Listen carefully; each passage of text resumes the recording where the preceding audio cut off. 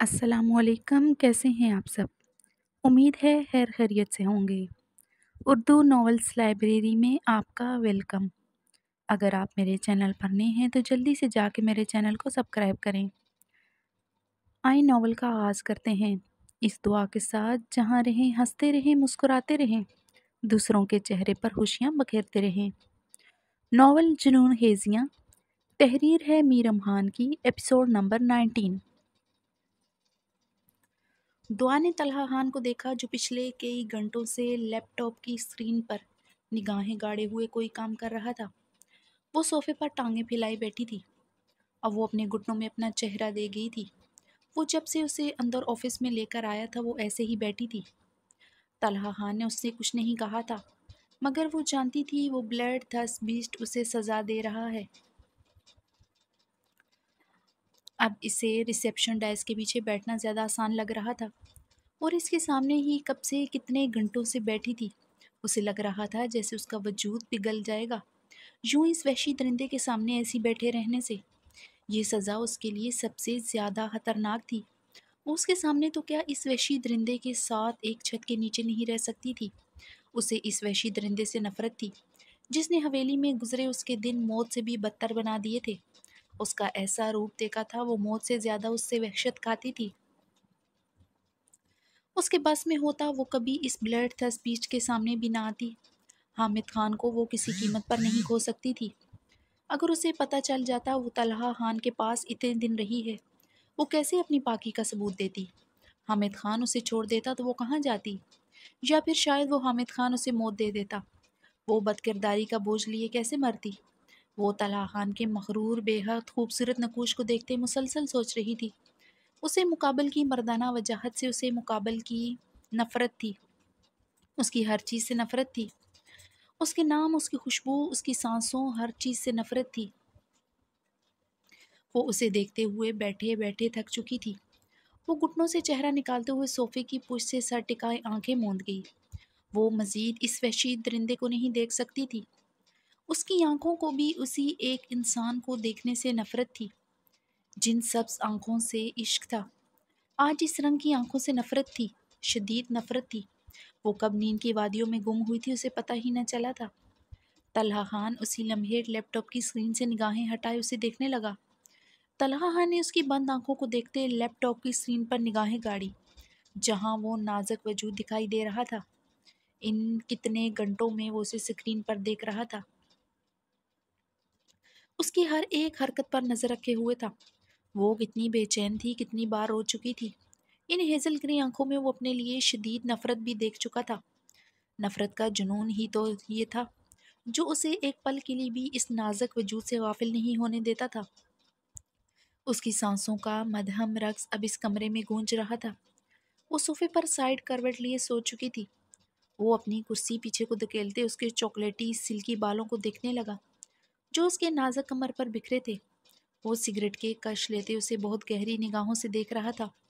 जिस औरत से शदीद नफरत थी, उसी औरत के हुस्न को बहुत करीब से देखा था।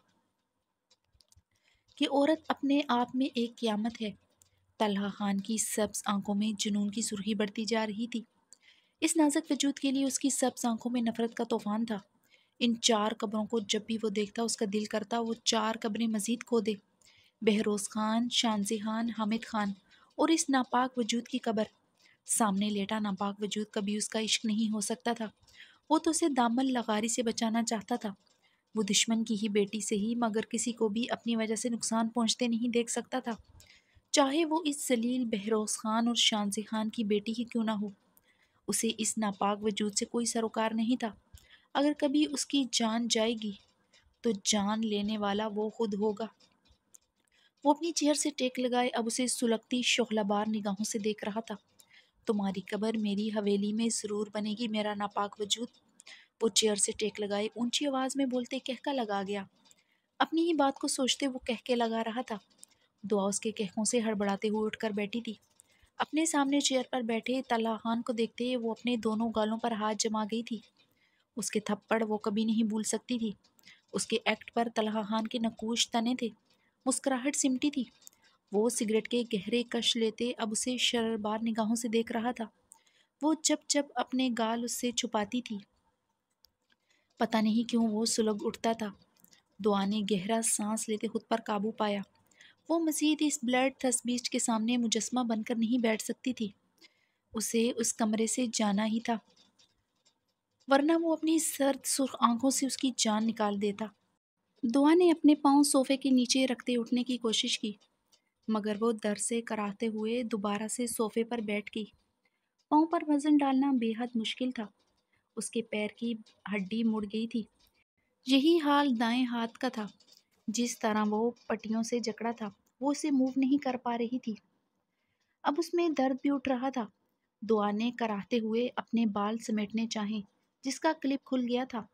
وہ اپنے بکھرے بالوں کو سمیٹتے ان پر کلپ لگا رہی تھی، جو اسے ایک ہاتھ سے لگ ہی نہیں رہا تھا۔ شال بھی ایک کندھے پر لہرا رہی تھی۔ طلحہ خان کی نگاہیں وہ مسلسل خود پر گہری محسوس کر رہی تھی۔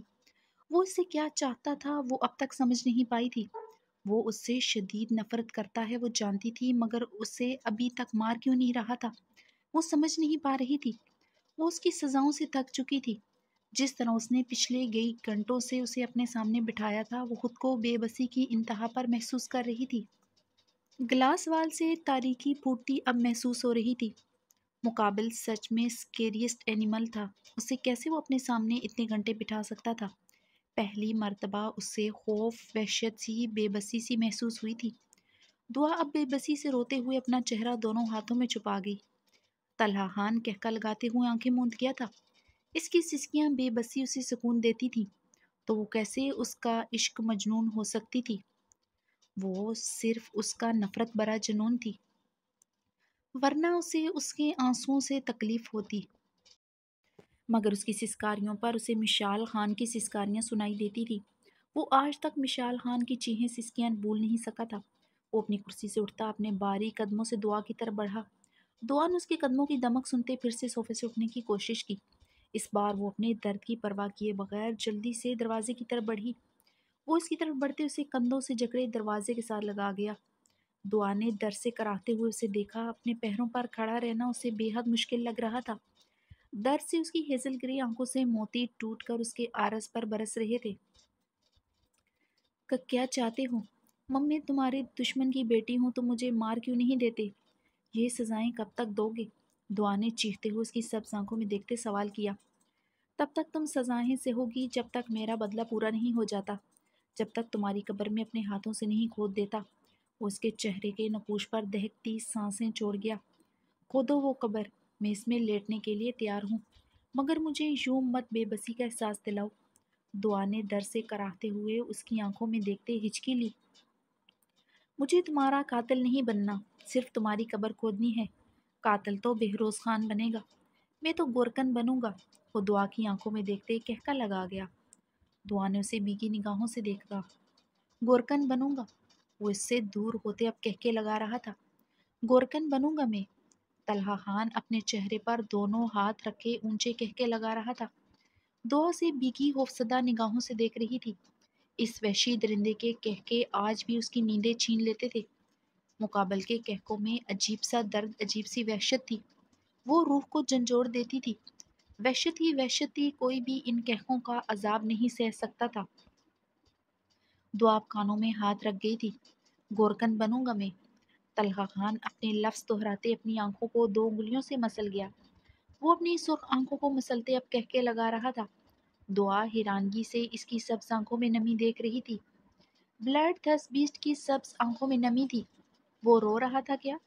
وہ اب ٹیبل پر دونوں ہاتھ جمائے غیر مرئی نقطے کو گور رہا تھا۔ دعا کانوں سے ہاتھ ہٹائے اسے بیکی بے یقین نگاہوں سے دیکھ رہی تھی۔ پتھر آنسو نہیں بہاتے، اسے یقین تھا۔ وحشی درندے کی آنکھوں سے خون تو برس سکتا تھا، مگر پانی نہیں۔ گورکن بنوں گا میں؟ طلحہ خان نے غیر مرئی نقطے کو گورتے آہستگی سے کہا تھا۔ گورکن بنوں گا میں؟ طلحہ خان چیختے ہوئے ٹیبل سے واز اٹھائے دیوار پر پوری قوت سے مار گیا۔ واز ٹوٹ کر چکنا چور ہوا تھا۔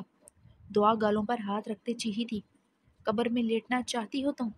طلحہ خان نے اسی پوزیشن سے اس کی طرف چہرہ موڑتے سرد لہجے میں استفسار کیا۔ نہیں۔ دعا کو مقابل کے چہرے سے خوف آیا تھا، جہاں عجیب سی وحشت چھائی تھی۔ مرنے کی باتیں کرنا بہت آسان ہے، مگر مرنا بہت مشکل۔ اگر مرنا اتنا آسان ہوتا تو آج سے میں 20 سال پہلے خود کو گولی مار دیتا۔ طلحان سر کو جھٹکتے تلخی سے ہنسا۔ اپنی ٹیبل سے پسٹل پکڑے وہ دعا کی طرف بڑھا۔ دعا در سے کراہتے دروازے میں مزید سمائی تھی۔ اس وحشی درندے کی مردانہ خوشبو سے بھی اسے وحشت کی خوشبو آتی تھی، جیسے کافور کی خوشبو جو مردے کو لگائی جاتی ہے۔ اس کی خوشبو سہنا بھی آسان نہ تھا۔ لو پکڑو، چلاؤ خود پر گولی۔ طلحان نے اس کے ہاتھ میں پسٹل تھمائی۔ دعا کے چہرے پر خوف لہرایا تھا۔ نہیں مم، میں کیسے؟ دعا نے سر نفی میں ہلاتے وہ پسٹل اپنے بائیں ہاتھ میں پکڑی۔ چلاؤ گولی، طلحان نے سرد لہجے میں کہتے اس کے چہرے پر رقصاں خوف کو بہور دیکھا۔ نہیں، میں یہ نہیں کر سکتی، مجھ پر رحم کرو۔ دعا نے روتے ہوئے التجا کی۔ کیوں نہیں مار سکتی؟ ابھی تم نے کہا تم قبر میں لیٹنا چاہتی ہو، کیا زندہ لیٹو گی؟ طلحان نے اسے قہر بار نگاہوں سے گھورتے ہوئے لفظ چبائے تھے۔ اس کے جسم سے اٹھتی کستوری خوشبو سے اسے نفرت تھی۔ وہ اس کی کستوری خوشبو زیادہ دیر تک اپنی سانسوں میں نہیں اتار سکتا تھا۔ ہاں، دعا نے روتے ہوئے اس بات میں سر ہلایا تھا۔ زندہ لیٹو گی تو پھر تمہیں آج ہی زندہ لٹا دوں گا، مڈ نائٹ کی قبر میں۔ طلحان نے مسکراتے ہوئے اپنے سوال پر زور دیا۔ اسے یقین تھا مقابل نے اس کا سوال سنا نہیں۔ نہیں طلحہ، میری سانسیں گھٹ جائیں گی مڈ نائٹ کی قبر کو دیکھتے ہی، آپ کی حویلی کو دیکھتے ہی۔ دعا روتے ہوئے سر نفی میں ہلاتے طلحہ کی شرٹ بائیں ہاتھ سے جکڑ گئی تھی۔ پسٹل ابھی اس کے ہاتھ میں جکڑے ہوئے تھی۔ گولی چلاؤ مس خان، طلحہ اس کی ہیزل گرے آنکھوں میں دیکھتے دہاڑا۔ نہیں، میں نہیں چلاؤں گی، دعا نے جواباً اس کی سبز آنکھوں میں دیکھتے چیخی۔ چلاؤ گی تم گولی، آج خود پر چلاؤ گی گولی، وہ حلق کے بل پوری قوت سے چیخا تھا۔ نہیں چلاؤں گی گولی میں، وہ بھی اپنی پوری قوت سے حلق کے بل چیخی تھی۔ ٹھیک ہے، میں تمہیں مار دوں گا پھر۔ وہ اس سے پسٹل چھینتے اس پر تان گیا۔ دعا سر نفی میں ہلاتے آنکھیں خطرناک حد تک پھیلاتے دروازے میں مزید سمائی تھی۔ وہ بے رحم درندہ پاگل انسان مار سکتا تھا۔ کتنے قتل کیے تھے اس نے، وہ جانتی تھی۔ اسے رحم نہیں آتا تھا۔ تمہارے پاس 2 سیکنڈ ہیں مس خان، تم ان 2 سیکنڈ میں اس کمرے کے سلائڈنگ ونڈو سے باہر کے لون کی طرف نکلتے ہاسپٹل کے پچھلے گیٹ کی طرف بھاگو گی۔ 2 سیکنڈ میں تم اس کمرے سے باہر ہونی چاہیے ہو، ورنہ میری پسٹل تمہارا سینہ چیر دے گی۔ طلحان کے حکم پر وہ اسے سٹل لرزتے ہوئے دیکھ رہی تھی۔ دل کی دھڑکنیں خوف سے کانوں میں بج رہی تھی جو طلحان تک بخوبی پہنچ رہی تھی۔ بھاگو مس خان، ورنہ میں تمہیں شوٹ کر دوں گا، وہ دہاڑا تھا۔ دعا اس کی دہاڑ پر اسی لمحے تیزی سے اس کمرے کی کھڑکی کی طرف بڑھی۔ وہ اپنے پاؤں کا درد بھول گئی تھی۔ اگر کچھ یاد تھا، موت کا خوف۔ وہ تاریک مڈ نائٹ کی قبر جو اس نے خود کھودی تھی۔ موت کے خوف نے اسے ہر چیز بلا دی تھی۔ دعا نے گلاس سلائڈنگ ونڈو کھولتے جھانکا۔ نیچے 3 فٹ گہرائی پر اونچا نیچا لون تھا۔ وہ اسی لمحے نیچے کی طرف کود گئی۔ آہ، وہ درد سے چیخی تھی۔ اس کی دردناک چیخ پہاڑوں میں گونجتی اس تک پلٹی تھی۔ تاریکی گہری تھی۔ ہاسپٹل کی یہ بیک تھی جو کافی میلوں پر پھیلی تھی، جس میں اونچے نیچے پتھریلے راستے تھے۔ پہاڑوں کو کاٹ کر یہ ہاسپٹل تعمیر کیا گیا تھا۔ دعا نے اپنے پاؤں کو جکڑے در سے سسکاری برتے پیچھے مڑ کر دیکھا۔ وہ اسی ونڈو میں کھڑا اسے دیکھ رہا تھا۔ دعا کی خوفزدہ نگاہیں اس کے ہاتھ میں پکڑی پسٹل پر تھیں۔ وہ بری طرح در سے سسکاریاں برتے اٹھتے ہوئے بھاگنے لگی۔ وہ بنا رکے ہر درد کی پرواہ کیے بغیر بھاگ رہی تھی۔ اس کے پاؤں میں شدید درد تھا، مگر اسے اس وحشی درندے کے ہاتھوں مرنا نہیں تھا، نہ اس مڈ نائٹ کی قبر میں لیٹنا تھا۔ وہ روتے ہوئے آسمان کی طرف دیکھتے بھاگ رہی تھی۔ اسے محسوس ہوا تھا وہ وحشی درندے سے زیادہ موت سے زیادہ خوف کھاتی ہے۔ اسے آج پتہ چلا تھا اسے اپنی زندگی سے پیار تھا۔ وہ تیزی سے بھاگتے ہوئے گیٹ تک پہنچ گئی تھی۔ اس سے پہلے وہ گیٹ عبور کرتی، طلحان اس کی کلائی جکڑے اپنی طرف کھینچ گیا۔ دعا کے لبوں سے خوفناک چیخ برآمد ہوئی تھی۔ وہ اس اسکیریسٹ اینیمل کا لمس خوشبو پہچانتی تھی۔ وہ روتے ہوئے اس کی شرٹ مٹھیوں میں جکڑ گئی۔ مجھے مرنا نہیں ہے، دعا نے اس کی شرٹ مٹھیوں میں جکڑے اس کی سبز آنکھوں میں دیکھتے التجا کی۔ تمہیں مارنا بھی کون چاہتا ہے؟ طلحان مسکراتے ہوئے پسٹل اس کی پیشانی پر رکھ گیا۔ دعا نے خوفزدہ ہوتے اسے دیکھا۔ وہ پر اسراریت سے مسکراتے ہوئے اسے دیکھ رہا تھا۔ دعا نے پیشانی پر موتے چمکے تھے۔ دعا کی پیشانی پر موتی چمکے تھے۔ اپنی موت کو اس وحشی درندے کی آنکھوں میں دیکھنا موت سے زیادہ خوفناک تھا۔ موत और इस वहशी दरिंदे का डर उसके सामने आकर खड़ा हुआ था। अपने कदमों के सहारे खड़ा रहना मुश्किल था। तलहा ने ट्रिगर पर उंगली का दबाव बढ़ाया। क्लिक की आवाज पर दुआ चीखते हुए बुरी तरह लर्जी। दुआ ने बेयकीनी से उसे देखा। गोलियां नहीं है इसमें। तलहा खान ने मुस्कुराते हुए पिस्टल अपनी पॉकेट में डाली। दुआ ने अपने चकराते वजूद पर काबू पाया था। इस पिस्टल में अंदर भी गोलियां नहीं थी। इतनी आसान मौत तो मैं नहीं दे सकता। तुम्हारी जिंदगी को इतनी बदतर बना दूंगा, तुम खुद अपनी जान लोगी। तलहान जहर खन लहजे में बोलते उसकी कुलाई जकड़े अपने ऑफिस की जानिब बढ़ा। दुआ दर से सिसकारियां बरते उसके साथ अब मुश्किल घिसट रही थी। एक बार फिर से पाँव में दर्द उठ रहा था। पाँव में टराटें उठ रही थी। मौत का खौफ खत्म हुआ था। उसे अब शदीद दर्द पाँव में उठते महसूस हो रहा था। वो उसकी सिसकारियों की परवाह किए बगैर उसे घसीटते हुए आगे बढ़ रहा था। अपने ऑफिस में दाखिल होते तलहा खान ने उसे बेहद नरमी से सोफे पर बिठाया। दुआ सिसकते हुए कामते उसके चेहरे को देख रही थी, जो सर्द सुर्ख हो रहा था। तलहा खान उसे सोफे पर बिठाते हुए उसके कदमों में पंजों के पल बैठते। उसके पैर बेहद नरमी से उसका शूज उतारा। तलहा उसका दूधिया पैर हाथ में जकड़े हुए उसके पाँव का बगौर मुआयना कर रहा था, जो सूज गया था, जिसकी हड्डी साफ मुड़ी नजर आ रही थी। दुआ दर से चूर हिचकियां भर रही थी। मरना कितना मुश्किल है ना। तलहा खान ने उसके दूधिया पैर पर हाथ फेरते मुस्कुराते हुए इस्तफामिया सर्द लहजे में पूछा। दुआ उसे सिटल अप पथरियाई कैफियत से देख रही थी। उसके पैर को जकड़े क्या करना चाहता था आखिर। जब कोई खुद का कत्ल करता है, हराम मौत मरता है, सोचो वो कितनी अजियत पर होगा, कितनी तकलीफ में होगा कि वो खुदा की दी हुई अनमोल जिंदगी को खुद अपने हाथों से गोंद जाए। उसके पैर पर अपना हाथ मजबूत करते उसकी आंखों में देखते हो राया। दर्द हो रहा है। दुआ ने रोते हुए इस पत्थर को बताने की कोशिश की, ये जानते हुए भी उसके दर्द की परवाह नहीं करेगा, मगर शदीद खौफ उसे गिड़गिड़ाने पर मजबूर कर रहा था। नहीं है तुम्हें दर्द? वो उसकी हेजल ग्रे आंखों में देखते वहशत से चीखा। है दर्द? दुआ ने रोते हुए इस्पात में सर हिलाया। तुम्हें नहीं पता दर्द क्या होता है। आज मुझे अंदाजा हुआ है तुम्हें दर्द का नहीं पता। जो मौत से डरे उसे पता ही नहीं दर्द तकलीफ किसे कहते हैं। तुम सिर्फ मुझसे डरती हो, सिर्फ खौफ वहशत खाती हो, मगर दर्द क्या होता है, दिल पर जख्म कैसे लगते हैं, तुम्हें अभी पता ही नहीं। वो अपने सीने पर हाथ मारते हुए काटदार लहजे में बोला।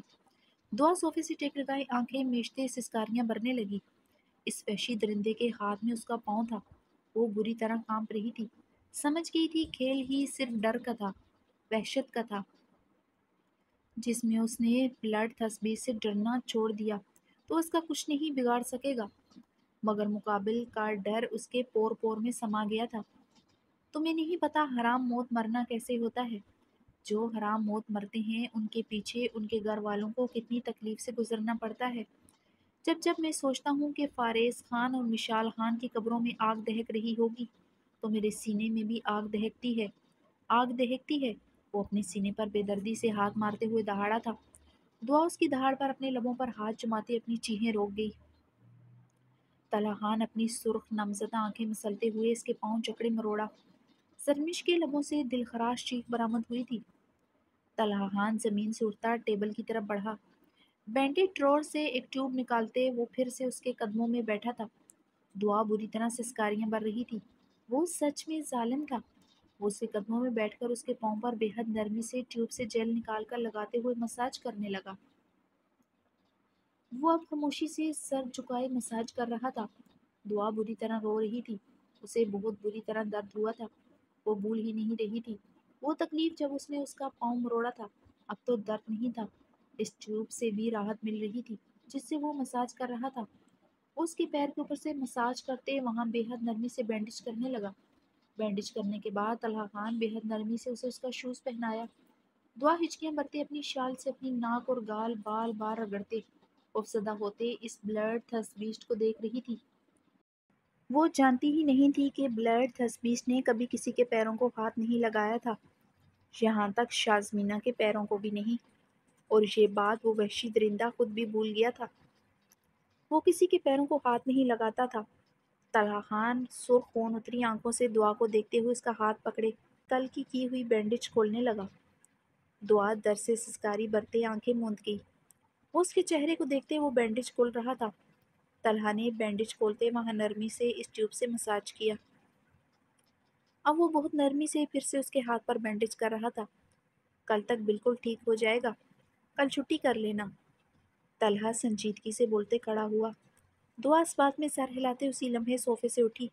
اس کی سزا ختم ہو چکی تھی، وہ مزید یہاں نہیں ٹھہر سکتی تھی۔ حامد خان آتا ہی ہوگا، اس کی کال اٹینڈ کر کے اپنا فون میری ٹیبل پر رکھ کر جاؤ گی تم۔ کل ہاسپٹل نہیں آ رہی تو تمہیں فون کی ضرورت بھی نہیں، وہ سرد انداز میں کہتے کمرے سے نکل گیا تھا۔ دعا نے صوفے پر بیٹھتے بے دردی سے اپنے آرس سے بہتے آنسو صاف کرتے اپنا موبائل اپنے پرس سے نکالتے ہوئے ٹیبل پر رکھا تھا، اور دوسرے لمحے وہ آفس سے نکلتی پارکنگ ایریا کی طرف بڑھی۔ جب تک حیدر نہیں آ جاتا تھا اسے ادھر ہی انتظار کرنا تھا۔ طلحہ خان کو وہ کسی صورت مزید نہیں دیکھ سکتی تھی۔ وہ پچھلے 4 گھنٹوں سے شاور سٹینڈ کے ساتھ بندھی تھی۔ شاور سے گرتا ٹھنڈا پانی اس سے جیسے فریز کر گیا تھا۔ چیخ چیخ کر اس کا گلا بیٹھ گیا تھا، رو رو کر اس کی آنکھیں متورم اور گلابی تھی۔ اب نہ اس میں چیخنے کی ہمت تھی نہ کھڑے رہنے کی اس میں طاقت۔ ٹھنڈا پانی مسلسل اس کے بدن پر گرتا اس کے بے پناہ خوبصورت بدن پر کپ کپی طاری کر چکا تھا۔ مہک ملک کو لگ رہا تھا وہ مزید ایسے کھڑی رہی وہ اپنی سانسوں سے بھی جائے گی۔ اس کے بدن کے ساتھ اب جیسے دماغ بھی معاف ہو رہا تھا۔ نازوں میں پلی بڑھی تھی، کسی نے اسے آج تک انگلی سے بھی نہیں چھوا تھا۔ زید خان نے جیسے اس کے ساتھ سلوک کیا تھا اسے زید خان سے پہلے سے بھی زیادہ شدید نفرت ہو چکی تھی۔ اتنی نفرت کہ وہ بے رحمی سے کسی تیز دھار آلے سے اس کے ٹکڑے ٹکڑے کر دینا چاہتی تھی۔ آہ! مہک نے چیختے ہوئے اس کو چھڑوانے کی کوشش کی۔ وہ اسے بہت بے دردی سے باندھ کر گیا تھا۔ اس کی نازک کلائیاں سرخ ہوتے اب نیلی ہو رہی تھیں، گلابی کپ کپاتے ہونٹ بھی نیلے پڑ رہے تھے۔ آتشی گلابی نازک سے فراک میں اس کا انگ انگ واضح ہو رہا تھا، اس کے جسم کے نازک سیاہ پردے بھی واضح ہو رہے تھے۔ وہ خود کو دیکھتے بے بسی سے رو دی۔ زید خان سچ میں سفاک ظالم جابر تھا۔ وہ اس زید خان سے جتنی شد و مت سے نفرت کرتی تھی، اس سے کہیں زیادہ اس زید خان کے لیے خوف پیدا ہو چکا تھا۔ وہ بمشکل اپنی آنکھیں کھلی رکھے ہوئی تھی، وہ اگر ہوش کھو دیتی تو کہیں زید خان کے حوث کی بینٹ نہ چڑھ جاتی۔ مرنا گوارا تھا، کوئی اس کے سالار کے علاوہ اسے ہاتھ لگائے یہ گوارا نہ تھا۔ مہک نے ٹھنڈے برفیلے پانی کی تیز بوچھاڑ میں اپنی سوجھی آنکھیں کھولتے واش روم کے بند دروازے کو دیکھا۔ بے بسی کے احساس سے وہ پھر سے چیخ چیخ کر رو دی تھی۔ جتنا ہو سکتا ہے چیخو چلاؤ، جہاں تمہاری چیخیں کوئی نہیں سنے گا۔ تم آج کی رات ایسے ہی بندی رہو گی، صبح ہوتے ہی اب تم یہاں سے جاؤ گی اس گیلے لباس میں، سب کے سامنے، اور سب کو یقین دلاؤ گی آج رات ہم دونوں کے بیچ کچھ نہیں ہوا۔ دیکھتے ہیں کون تم پر یقین کرتا ہے۔ زید خان کے لفظ یاد کرتے اس کی ہذیانی چیخوں میں اضافہ ہوا تھا۔ صوفے پر بیٹھے سیاہ ٹراؤزر اور سیاہ ہاف سلیو ٹی شرٹ پہنے زید خان کی نگاہیں ٹیبل پر رکھے لیپ ٹاپ اور سماہتے مہک ملک کی چیخوں پر تھی۔ وہ سگریٹ کو انگلیوں میں دبائے کش لیتے مہک ملک کی چیخیں سنتا استزائیہ مسکرا رہا تھا۔ اس کی ہذیانی چیخوں کی آواز پر زید خان صوفے سے ٹیک لگائے آنکھیں موند گیا۔ ہاف سلیو ٹی شرٹ میں اس کے مسلز نمایاں ہو رہے تھے، اس کی گردن کی سرخی بھی نمایاں ہو رہی تھی، جو اس کی مردانہ وجاہت کی پرکشش میں اضافے کا باعث بن رہی تھی۔ اس کے گھنے سیاہ بال اس کی پیشانی پر بکھرے تھے۔ مہک ملک کی مسلسل چیخوں پر اب اس کی آنکھوں کی سرخی بڑھتی جا رہی تھی۔ اسے ملکوں کی بیٹی سے شدید نفرت تھی۔ اس کے بھائی مشتبہ خان پر برے مجمع میں ہاتھ اٹھایا، اسے گالیاں دی۔ آج اس کی حویلی زید خان کی حویلی میں پولیس کے ساتھ تنتناتی داخل ہوئی تھی۔ یہ سزا اس لڑکی کے لیے ناکافی تھی۔ اگر وہ عورت نہ ہوتی وہ اس کی سانسوں کو بے رحمی سے کھینچتے اس کی بوٹی بوٹی کر دیتا۔ زید خان اپنی بند آنکھیں کھولتے صوفے سے اٹھا۔ سگریٹ کی کش لیتے وہ اپنی باری قدموں سے واش روم کی طرف بڑھا۔ وہ واش روم کا دروازہ کھول کر اندر داخل ہوا۔ مہک ملک زید خان کو دیکھتے خوفزدہ ہوتے جیسے خود میں سمائی تھی۔ زید خان اس کی حالت دیکھتے ہنستے ہوئے اس کی طرف بڑھا۔ مہک ملک کی نیلی گلابی آنکھوں میں خوف و ہراس پھیلا تھا۔ وہ اس کی طرف بڑھتے اپنے دونوں ہاتھ اس کے گرد محصور کرتے اس کی نیلی گہری متورم آنکھوں میں اپنی چاکلیٹی براؤن آنکھیں گاڑ گیا۔ سگریٹ کا ٹوٹا اس کے دانتوں میں دبا ہوا تھا، جو پانی کی برستی بوچھاڑ میں گیلا ہو چکا تھا۔ ٹھنڈا پانی زید خان پر برستا اسے بھی مکمل بھگو چکا تھا۔ مہک ملک مقابل کی چاکلیٹی براؤن آنکھوں میں خوفزدہ نگاہوں سے دیکھ رہی تھی۔ کیا ہوا؟ نکل گیا تن تنا غرور؟ زید خان کی نگاہیں اس کے نیلے پڑتے کپ کپاتے لبوں پر تھی جو بہت بری طرح کانپ رہی تھی۔ مجھے جانے دو۔ مہک ملک نے زید خان کی آنکھوں میں دیکھتے فریادی لہجے میں سسکی لی۔ اس کے سسکنے پر زید خان کا بلند و بانگ کہکا گونجا تھا۔ اتنی سی سزا پر تمہارا یہ حال ہو گیا؟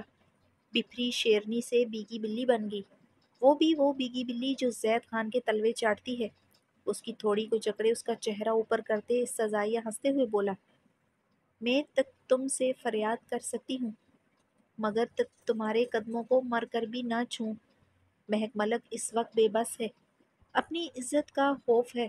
تم میرے لیے کبھی زمینی خدا بھی ہوئے، میں تب بھی تمہارے پیروں کی نہیں چھوؤں گی۔ مجھے تم جیسے ظالم خانزادہ کے پیر چھونے پڑے، میں اس دن ہی اپنی سانسیں خود گونھ دوں گی۔ وہ زید خان کی آنکھوں میں اپنی آنکھیں گاڑے ٹوٹے لفظوں سے بمشکل بولی تھی۔ زید خان کی نزدیکی اس کے بدن پر مزید لرزہ طاری کر چکی تھی، مگر وہ پھر بھی اپنی نیلی آنکھیں اس کی آنکھوں میں گاڑے ہوئے تھی۔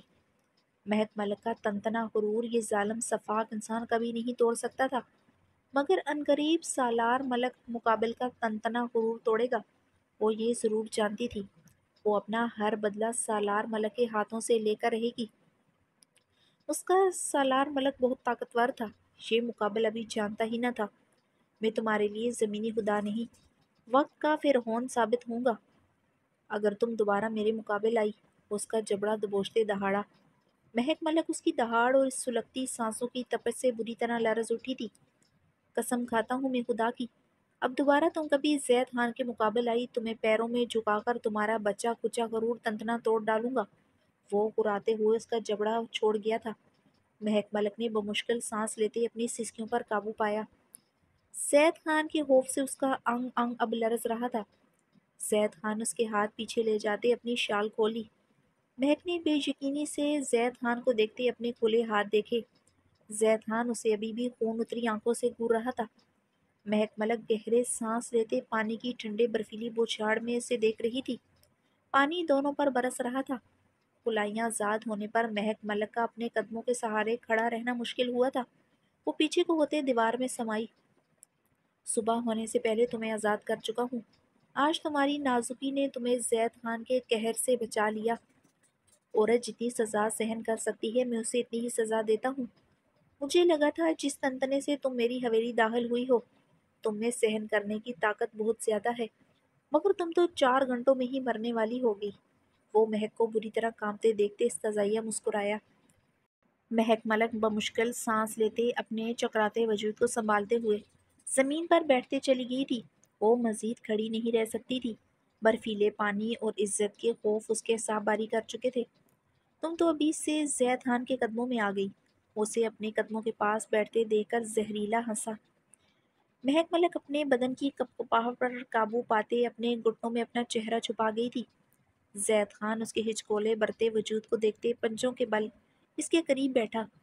مہک ملک اس کی نزدیکی پر بری طرح کپکپا اٹھی تھی۔ زید خان کے لبوں پر مسکراہٹ چھائی تھی۔ The war is not over yet. It has just begun. The apology for your actions will now be sought by Murtaza Malak. Don't come in front of my eyes. Otherwise I will take your breath away. جنگ ابھی ختم نہیں ہوئی، یہ ابھی شروع ہوئی ہے۔ تمہارے کیے کی معافی اب مرتضیٰ ملک مانگے گا۔ آئندہ میرے سامنے مت آنا ورنہ میں تمہاری سانسیں کھینچ لوں گا۔ اس کے قریب ہوتے انگریزی میں قرایا تھا۔ مہک ابھی بھی چہرہ گھٹنوں میں دیے ہوئے تھی۔ وہ زمین سے اٹھتے دروازے کی طرف بڑھا۔ 5 منٹوں میں تم باہر ہونی چاہیے ورنہ آج کی رات تمہیں اسی واش روم میں گزارنی پڑے گی۔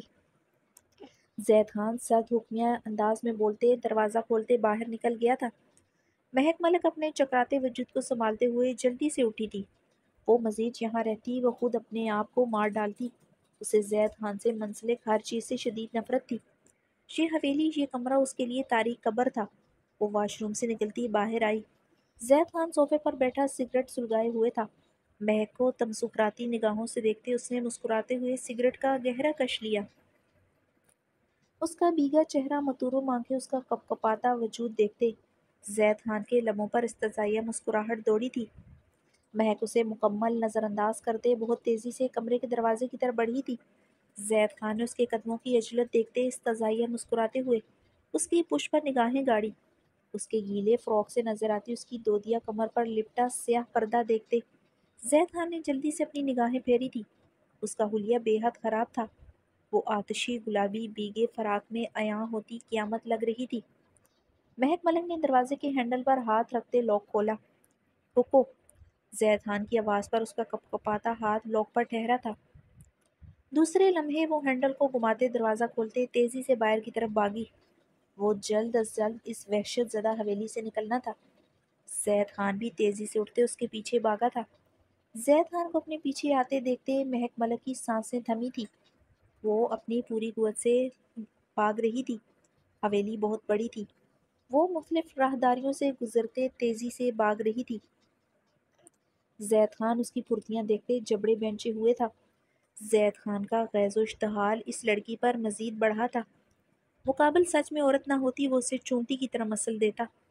ایک عورت اسے اپنی حویلی میں یوں دوڑائے گی وہ سوچ بھی نہیں سکتا تھا۔ زید خان کے قدموں کی رفتار سنتے وہ اپنی پوری فورس لگائے بھاگ رہی تھی۔